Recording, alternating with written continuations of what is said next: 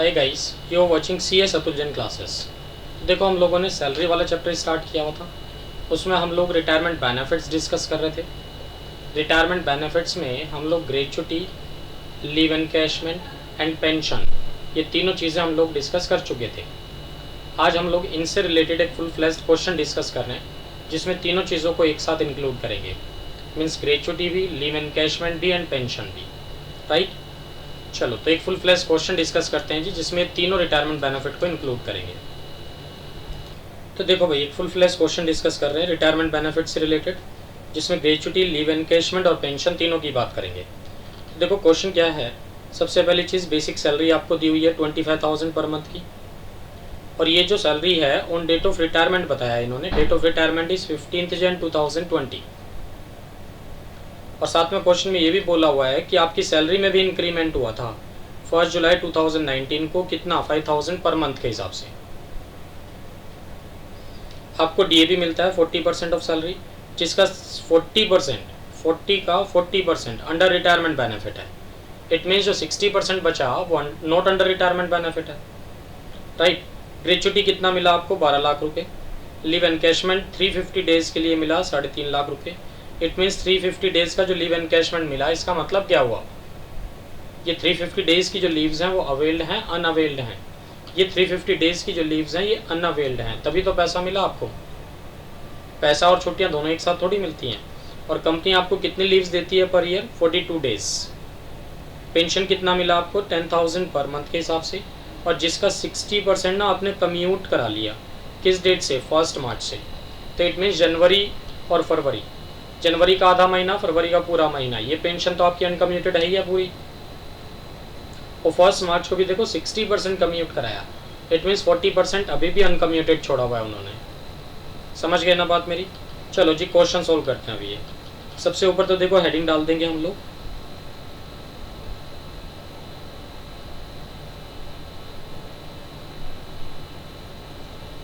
देखो, सबसे ऊपर तो हेडिंग डाल देंगे जी,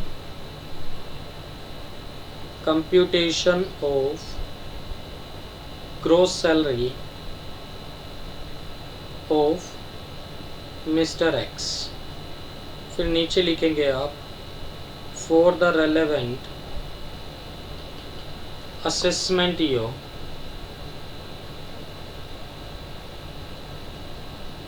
क्या है आपका असेसमेंट ईयर? 2020-21 है ना। और ये पर्टिकुलर्स हो गया, ये इनर अमाउंट हो गया, ये आउटर अमाउंट हो गया। डन जी, ठीक है भाई। तो चलो, सबसे पहले देखो बेसिक सैलरी लेना है। लो जी, बेसिक सैलरी की बात कर लेते हैं। अब देखो, बेसिक सैलरी किस हिसाब से लूँ? क्वेश्चन में लिखा है जी, इनकी बेसिक सैलरी है 25,000 पर मंथ के हिसाब से, ठीक है। और ये सैलरी जो है ना, डेट ऑफ रिटायरमेंट को चल रही है 15 जन को, और इंक्रीमेंट भी होता 1 जुलाई 2019 को 5,000 का। इट मीन्स ये सैलरी इंक्रीमेंट होने के बाद है या पहले है?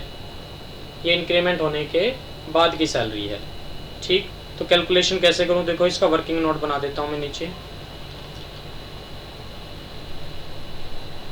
ये लो जी, वर्किंग नोट में नंबर 1 हम लोग क्या कर रहे हैं यहाँ? बेसिक सैलरी की बात कर रहे हैं। Basic salary, right. तो जो मेन सोल्यूशन है उसमें आपको बेसिक सैलरी कहाँ से कहाँ तक लेना है? 1 अप्रैल 2019 से 31 मार्च 2020 तक लेना है वैसे तो।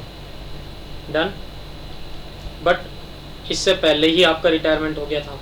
रिटायरमेंट कब हुआ था? देखो, 15 जन 2020 को। क्लियर है? मीन्स आपको जो सैलरी चाहिए 1 अप्रैल 2019 से 15 जन 2020 की चाहिए। और देखो, इस डेट को जो सैलरी चल रही थी ना, उसकी कितनी सैलरी चल रही थी भाई? That is 25,000 per month. तो इस डेट को सैलरी 25,000 पर मंथ चल रही है, और वो ये कह रहा है जी सैलरी इंक्रीज भी हुई थी। कब? 1 जुलाई 2019 को सैलरी इंक्रीज भी हुई थी। कितने की? 5,000 की। तो इट मीन्स 1 अप्रैल 19 से 1 जुलाई 2019 तक आपकी सैलरी कितनी रही होगी? 20,000 पर मंथ के हिसाब से। कितना बनेगा? अप्रैल, मई एंड जून, 3 महीने की सैलरी ले लो जी, 60,000। तो ये आ गया। और यहाँ कितनी सैलरी हो गई होगी अब इंक्रीज होने के बाद 25,000 इंटू कितने महीने का ले लूँ, तो देखो 1 जुलाई से 31 दिसंबर तक तो चलेगा 9 महीने, ये 6 महीने आपके, और उसके बाद 15 जनवरी मतलब आधा महीना जनवरी का हो गया, तो 6.5 महीने की सैलरी ले लो जी। कितना बनेगा देखो 25,000 इंटू 6.5, ये आता है 1,62,500। डन। अब इन दोनों सैलरी को जोड़ोगे तो बेसिक सैलरी आ जाएगी बस आपकी। तो बेसिक सैलरी कैसे निकाली हमने, 20,000 इंटू 6 एंड 25,000 इंटू 6.5। 6 नहीं है, मैंने गड़बड़ कर दी, देखो यहाँ 20,000 इंटू 6 नहीं है, ये 20,000 इंटू 3 है, लिख गलत दिया, कैलकुलेशन ठीक किया मैंने। तो 20,000 इंटू 3 बेसिक सैलरी की बात कर रहे हैं ना, 20,000 इंटू 3 प्लस 25,000 इंटू 6.5, राइट। इन दोनों को जोड़ के जो आएगा वही आपका बेसिक सैलरी आ जाएगी। तो 25,000 इंटू 6.5, ठीक है, और प्लस 60,000 और जोड़ दें इसमें, ये आएगा जी 2,22,500। आउटर कॉलम में लिख दिया जी मैंने। Done.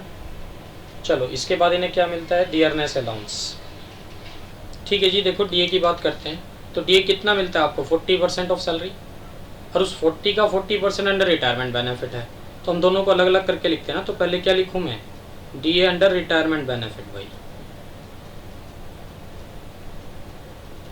DA under retirement benefits कितना लिखूँ बताओ, 2,22,500 का 40% का फिर से 40%, ठीक है जी। और DA not under retirement benefit कितना लिखूँ, नॉट अंडर रिटायरमेंट बेनिफिट्स कितना लिखूँ, ये आएगा जी 2,22,500 का 40% का 60%, राइट। चलो जी, तो देखो 2,22,500 का 40% का 40%, तो कितना आएगा निकल के 35,600, ठीक है। 2,22,500 का 40% का 60% कितना आएगा, ये आएगा जी 53,400। डन। अब इसके बाद क्या मिल रहा था इनको, ग्रेचुटी मिली थी भाई 12 लाख रुपए की। लो जी ग्रेचुटी की बात कर लेते हैं। तो इनको ग्रेचुटी मिली है जी, ग्रेचुटी रिसीव्ड कितना है, दैट इज 12 लाख। अब उसमें से एग्जेम्प्ट कितना करना है, minus exempt under section 10 sub section 10 में, ये एग्जाम्पशन हमें वर्किंग नोट में कैलकुलेट करनी पड़ेगी भाई। चलो वर्किंग नोट में चलते हैं। तो वर्किंग नोट नंबर 2 में मैं क्या कैलकुलेट कर रहा हूँ, एग्जाम्पशन ऑफ ग्रेचुटी, वो भी अंडर सेक्शन 10 सब सेक्शन 10 में। अब सबसे पहले ये बताओ, ग्रेचुटी एक्ट के लिए क्वेश्चन में कहीं लिखा है कि ग्रेचुटी एक्ट एप्लीकेबल है या नहीं है, कहीं कुछ नहीं लिखा है। इट मीन्स क्या मान के चलेंगे आप by default, gratuity act is not applicable. और अगर ग्रेचुटी एक्ट नॉट एप्लीकेबल है तो सैलरी आप जो लेंगे 1 मंथ सैलरी लेंगे कि 10 मंथ्स एवरेज सैलरी लेंगे, 10 मंथ्स एवरेज सैलरी लेंगे, तो पहले 10 महीने की सैलरी कैलकुलेट करनी पड़ेगी भाई फिर, ठीक है। 10 मंथ्स एवरेज सैलरी लेना है, तो देखो ये डेट ऑफ रिटायरमेंट तो क्या था इसका, 15 जन 2020। तो ग्रेचुटी के लिए कौन से 10 मंथ्स लेते थे आप, preceding the month of retirement कि preceding the date of retirement, preceding the month of retirement होता था। तो यहाँ तो वो जनवरी में रिटायर हो रहा है, इट मीन्स मुझे 10 महीने कौन से चाहिएंगे, 31 दिसंबर 2019 को ख़त्म होने वाले 10 महीने। तो स्टार्ट कहाँ से करना पड़ेगा फिर मुझे, दैट इज़ 1 मार्च 2019 से। तो 1 मार्च 2019 से 31 दिसंबर 2019 तक पूरे 10 मंथ्स बनेंगे, राइट। और इस डेट को देखो उसकी सैलरी 25,000 चल रही थी, ये भी आपको पता है। और आपको ये भी पता है सैलरी में इंक्रीमेंट कब हुआ था, 1 जुलाई 2019 को। तो इट मीन्स यहाँ से यहाँ तक सैलरी कितनी है आपकी, 20,000 इंटू कितने महीने का ले लूँ, अप्रैल मार्च अप्रैल मई और जून, 4 महीने का कितना आ गया, 80,000 सैलरी तो ये आ गया जी। और यहाँ से यहाँ तक कितना ले लूँ भाई, ये आ जाएगा आपका 25,000 इंटू कितने महीने का ले लूँ, 6 मंथ्स का, तो ये 1.5 लाख रुपए ये आ गया। डन। अब अगर इन दोनों को जोड़ दूँ तो बेसिक सैलरी आ जाएगी जी, बेसिक सैलरी आ जाएगी कितनी, 80,000 प्लस 1,50,000 इज इक्वल टू 2,30,000 आ जाएगा। डन। अब इसी में ऐड करो जी DA, ठीक है ना, DA भी जोड़ते हैं ना ग्रेच्युटी एक्ट नॉट एप्लीकेबल वाले केस में, बट कौन से वाला DA जोड़ोगे ग्रेच्युटी एक्ट नॉट एप्लीकेबल में? Meaning of salary as in HRA चलता है ना, तो DA अंडर रिटायरमेंट बेनिफिट वाला ही लोगे बस। तो DA अंडर रिटायरमेंट बेनिफिट्स, ठीक है। तो क्या मैं ऊपर जो सोल्यूशन में लिखा था DA वो एज इट इज जोड़ दूँ यहाँ ये वाला? नहीं, क्योंकि वो जो DA है वो तो 9.5 महीने का है, बट मुझे तो 10 महीने का चाहिए और मंथ भी अलग अलग है। तो डायरेक्टली हमें किस पे कैलकुलेट करना पड़ेगा? 2,30,000 पे। ये पूरे 10 मंथ्स की सैलरी है ना भाई, इसी पे कैलकुलेट करो। 40% का 40% कितना आएगा? तो 2,30,000 का 40% का 40% ये आएगा जी 36,800। चलो, commission as a fix percentage of sale question में नहीं है, होता तो वो भी ले लेते। 2,66,800 आ गया, ये 10 महीने की सैलरी आई जी। अब जब ये 10 महीने की सैलरी आई तो एवरेज तो आराम से निकाल ही लोगे आप, डिवाइडेड बाय 10 कर लो तो 10 महीने का एवरेज आ जाएगा। कितना आ गया 10 महीने का एवरेज? That is 26,680 rupees. तो ये 10 मंथ्स एवरेज सैलरी आ गई भाई। अब निकाल लो ग्रेच्युटी की एग्जाम्पशन। कैसे निकालूं? नंबर 1 कंडीशन क्या होती थी? 20 lakh. Number 2 actual gratuity received. तो एक्चुअल ग्रेच्युटी कितना मिला था इसको चेक करो एक बार क्वेश्चन में। एक्चुअल ग्रेच्युटी इसको 12 लाख रुपए मिला है जी। Actual gratuity received is 12 lakh. Third condition क्या होती थी? ग्रेच्युटी एक्ट नॉट एप्लीकेबल वाले केस में कंप्लीटेड ईयर्स ऑफ सर्विसेज लेते थे, पार्ट ऑफ द ईयर को काउंट नहीं करते थे, ठीक है ना। तो सिर्फ कंप्लीटेड ईयर्स लेना है, पार्ट ऑफ द ईयर नहीं लेना है। चेक करो कितने साल जॉब किए उसने। इसने जॉब की है जी, कुछ बताया इन्होंने? नहीं बताया, नहीं बताया। मैं लिख देता हूँ ये लो। इन्होंने जो जॉब की है ना भाई, ये क्वेश्चन का ही पार्ट है, मैं देना भूल गया इसको। इन्होंने जो जॉब की है वो की है भाई 12 साल 10 महीने मान लेते हैं। तो देखो 12 साल 10 महीने जॉब की है, तो मुझे तो सिर्फ कंप्लीटेड ईयर लेना है, पार्ट ऑफ द ईयर तो लेना ही नहीं है। तो कितना काउंट कर लूँ? 12 ईयर्स, ठीक है जी। चलो 12 मतलब 12 इंटू 15/26 की 30, 15/30 क्योंकि gratuity act is not applicable है, इंटू सैलरी लास्ट डाउन की 10 months average salary, 10 months average salary. अभी हमने कितना निकाला? ये 26,680। तो ये कैलकुलेट करके कितना आ जाता है जी? 26,680 divided by 30 into 15 multiplied by 12, ये आता है जी 16,000, 1,60,080 रुपये, 1,60,080 रुपीज़, सिर्फ 1,60,080 रुपीज़। समझ रहे बात मेरी? चलो अब बताओ इन तीनों में कम क्या है? Which ever is lower, that is 1,60,080। तो 1,60,080 क्या हो जाएगा? एग्जाम्प्ट हो जाएगा। लो जी एग्जाम्प्ट कर देता हूँ, 1,60,080 रुपीज़ तो हो गया भाई एग्जाम्प्ट। और एस्ट्रिक लगा के बता दो ये कहाँ से आया? वर्किंग नोट नंबर 2 से आया जी। तो 12 लाख में से अगर मैं माइनस करूँ 1,60,080 रुपीज़ तो कितना बचेगा? 10,39,920 है ना। ये तो हो गया जी ग्रेच्युटी की बात। अब हम आते हैं कहाँ? लीव एनकैशमेंट पे। लीव एनकैशमेंट कितना रिसीव किया आप लोगों ने? देखो जी जरा क्वेश्चन में कितना लीव एनकैशमेंट मिला आपको? लीव एनकैशमेंट मिला जी आपको 3.5 लाख रुपए, 350 छुट्टियों के बदले। तो 3.5 लाख रुपए मिले हैं, दैट इज़ 3,50,000 रुपीज़। अब इसमें से एग्जाम्प्ट कितना है ये कैलकुलेट करना है हम लोगों को। लो जी minus exempt under section 10(10)(a) में। डन। अभी एग्जाम्पशन फिर से वर्किंग नोट में कैलकुलेट कर देते हैं हम लोग। लो जी वर्किंग नोट नंबर 3 में आ गए। क्या कैलकुलेट कर रहे हैं आप? Exemption of leave encashment, exemption of leave encashment under section 10(10)(a) में। डन। कैसे निकालूँ जी? चलो बता दो। लीव एनकैशमेंट के लिए सबसे पहले मीनिंग ऑफ सैलरी चाहिएगा आपको। यहाँ जो सैलरी आप लेते हैं, कौन सी सैलरी लेते हैं भाई, 1 मंथ की या 10 मंथ्स की? 10 मंथ्स की सैलरी लेते हैं। और यहाँ 10 मंथ्स कौन से वाले हैं लीव एनकैशमेंट के लिए? Preceding the date of retirement. समझ गए ना? तो मीन्स एक तरह से यहाँ जो आप सैलरी लेंगे, रिटायर तो वो कब हो रहे हैं, 15 जन 2020 को, ठीक है ना? तो कब तक की सैलरी ले लो, 14 जन तक की सैलरी ले लो। और कहाँ से, 15 जन, वैसे 15 जन को भी ले सकते हैं, ending on the date of retirement ही ले लो, right? Ending on the date of retirement ही ले लो ये सैलरी।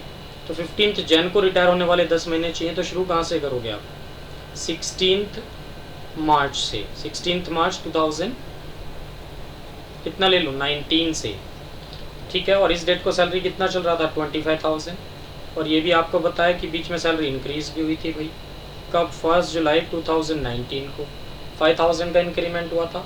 तो यहाँ से यहाँ तक सैलरी कितनी हो गई आपकी, 20,000 इंटू मार्च अगर छोड़ भी दें अभी, तो अप्रैल मई जून, 3-3.5 महीने की सैलरी तो ये हो गई भाई, कितना हो गया, 70,000। फिर यहाँ से यहाँ तक की सैलरी लो, ये बनेगी भाई 25,000 इंटू जुलाई से दिसंबर तक 6 महीने, 6.5 महीने के, है ना, 6.5 मंथ्स। तो 6.5 मंथ ये हो गया, 3.5 ये हो गया, पूरे 10 महीने हो गए। तो 25,000 इंटू 6.5 कितना होता है जी,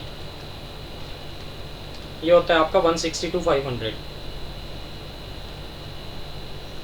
डन। इन दोनों को अगर मैं जोड़ दूं तो ये 10 महीने की सैलरी आ जाएगी आपकी, बेसिक सैलरी सिर्फ।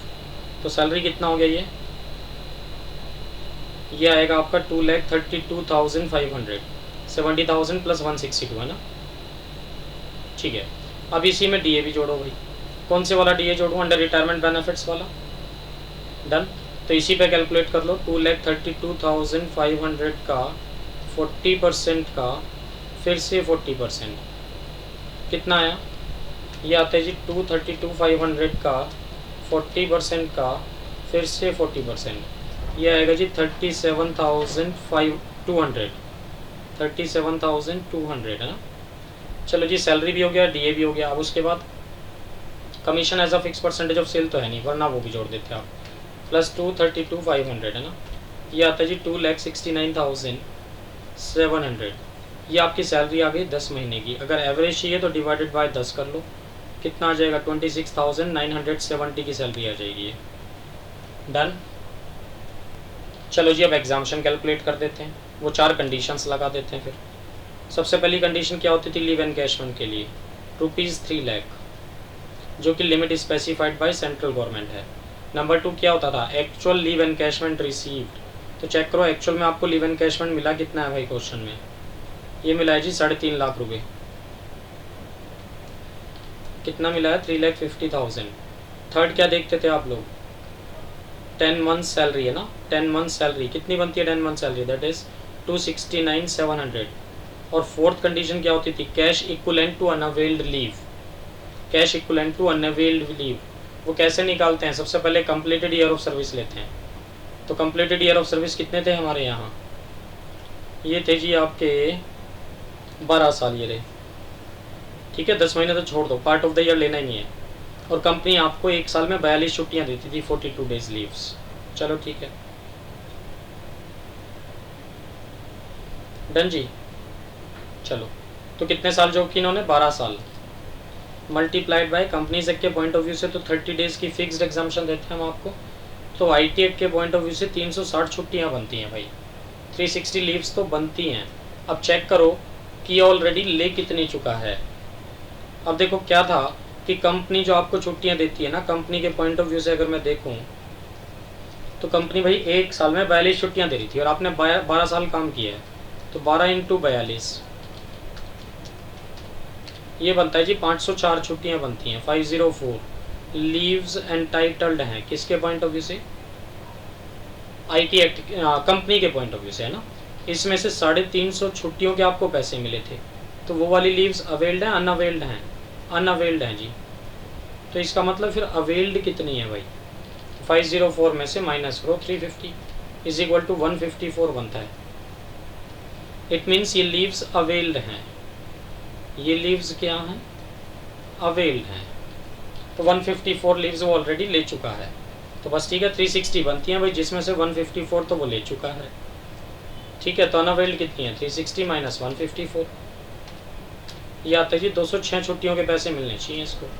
किस बेस पे कैलकुलेशन करोगे, 10 मंथ्स एवरेज सैलरी के बेस पे, दैट इज 26,970 डिवाइडेड बाय 30 है ना।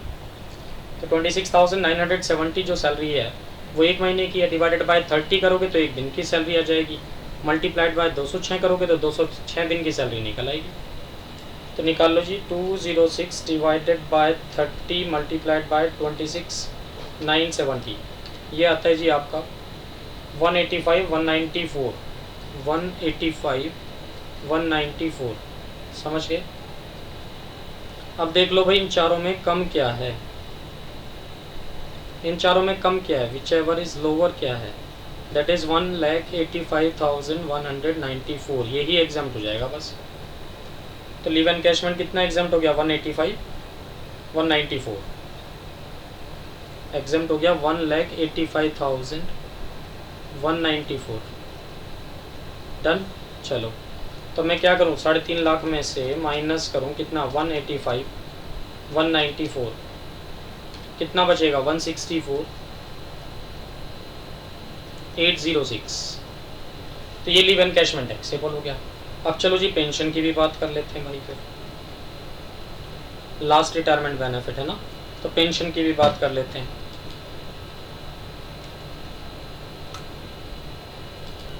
तो देखो इन्हें जो पेंशन मिलना शुरू है ना भाई, वो 10,000 पर मंथ मिलना शुरू हुआ है। कब से, डेट ऑफ रिटायरमेंट से। डेट ऑफ रिटायरमेंट क्या है आपकी 15 जन, और उसका 60% इन्होंने कम्यूट कराया था 1 मार्च को। तो इसकी भी कैलकुलेशन देख लेते हैं जी लो, वर्किंग नोट नंबर 4 बना देते हैं। किस लिए, पेंशन के लिए ना, पेंशन की बात करें तो देखो डेट ऑफ रिटायरमेंट था जी 15 जन 2020, और फाइनेंशियल ईयर कब क्लोज होगा, 31 मार्च 2000, मतलब 31 मार्च 21। डन, ठीक है। और इसी बैच में उसने क्या किया था, इस पेंशन को कम्यूट कराया था कब, 1 मार्च 21 से। डन, ठीक है। तो मीन्स यहाँ से उसको पेंशन मिलना शुरू हुआ था जी 10,000 पर मंथ। कहाँ तक मिला, 1 मार्च तक। तो 1 मार्च तक तो कितने महीने बनते हैं, 10,000 इंटू 1.5 महीना, 1.5 मंथ। अब उसके बाद इन्होंने क्या किया भाई, 10,000 का कितना कम्यूट कराया था, 60%। चेक कर लेते हैं, हाँ जी 60% कम्यूट कराया, और कितने पैसे ले लिए ये नहीं बताया। एंड रिसीव्ड 5 लाख, मतलब 5 लाख रुपए कम्यूटेड वैल्यू ले लिए, भी क्वेश्चन में दिया हुआ है। चलो तो 60% कम्यूट करा के 5 लाख रुपए ले लिए इन्होंने। 10,000 का 60% कम्यूट कराया, दैट इज 6,000 पर मंथ है ना, और इसके बदले कितना पेमेंट ले लिया, 5 लाख रुपए। अब बचा कितना है फिर, दैट इज 10,000 का 40% इन्होंने ना अभी भी अनकम्यूटेड छोड़ा हुआ है, इसका मतलब। तो 10,000 का 40% कितना बनता है, 4,000 पर मंथ। ठीक है, अब इसको पेंशन कितनी मिला करेगी जी, 4,000 पर मंथ मिलेगी, यहाँ से कब तक, 31 मार्च तक। तो 4,000 इंटू 1 मंथ ही हो गया। डन। तो टोटल अनकम्यूटेड पेंशन कितनी हो गई, देखो एक तो ये वाली हो गई, एक ये वाली हो गई, ये पेंशन तो हो गई अनकम्यूटेड। तो देखो भाई कम्यूटेड पेंशन आपको मिली है 5 लाख रुपए है ना। अब कम्यूटेड पेंशन जो 5 लाख रुपए मिली है उसमें से आपको एग्जाम्पशन भी देनी है। एग्जाम्पशन कितनी बनेगी अब आपकी, देखो कम्यूटेड पेंशन के केस में हम एग्जाम्पशन कितनी देते हैं, या तो 1/2 या फिर 1/3। अगर ग्रेचुटी भी मिल रही है, जैसे कि इस क्वेश्चन में ग्रेचुटी भी मिल रही है एम्प्लॉई को, तो एग्जाम्पशन कितना देना चाहिए, 1/3 ऑफ फुल कम्यूटेड वैल्यू का। तो सबसे पहली चीज़ तो ये जो 5 लाख रुपए आपको मिले हैं, क्या ये फुल कम्यूटेड वैल्यू है, नहीं। तो जो 5 लाख हैं भाई ये तो 60% के हैं, तो इंटू 100% के कितने बनते हैं, उसका 1/3 कैलकुलेट करना। फिर आप कितना आएगा, 277 778, इतनी एग्जाम्पशन मिलेगी फिर आपको। तो लो जी 277 778 एग्जाम्प्ट हो गया कम्यूटेड पेंशन। 2,77,778 एग्जाम्प्ट हो गया जी। कहाँ से आया? वर्किंग नोट नंबर 4 से आया। 4 ही तो था वर्किंग नोट, ये वर्किंग नोट 3 था जी। चलो ठीक है, तो टैक्सेबल पेंशन कितना हो गया भाई? अब कम्यूटेड वाला पेंशन टैक्सेबल कितना है? 5 लाख में से माइनस कर लो 277,778, ये आएगा जी 2,22,222। ये पेंशन आपका कौन सा हो गया? कम्यूटेड वाला टैक्सेबल। डन। और 19,000 अनकम्यूटेड वाला था ये। तो इन सबको जोड़ दो तो ग्रोस सैलरी निकल आएगी आपकी। बस जोड़ देते हैं जी। चलो कितना कितना है जी? 2,22,500 तो हो गया बेसिक सैलरी, फिर 35,600 हो गया डी अंडर रिटायरमेंट बेनिफिट्स, फिर D A not under retirement benefit है 53,400 का, फिर अजी ग्रेचुटी एग्जाम कितनी हो जाएगी? 10,39,920। फिर भाई लीव एनकैशमेंट कितना टैक्सेबल रहेगा? 1,64,806। फिर भाई पेंशन कितना टैक्सेबल बनेगा? अनकम्यूटेड पेंशन है 19,000 रुपये की, प्लस कम्यूटेड पेंशन कितना है? 2,22,222 रुपये। ये आता है जी 17,57,000, 17,57,448। ये आपका भाई ग्रोस सैलरी आ गया। अब हम क्या करते हैं? इसी में से डिडक्शन माइनस करते हैं, लेस डिडक्शंस।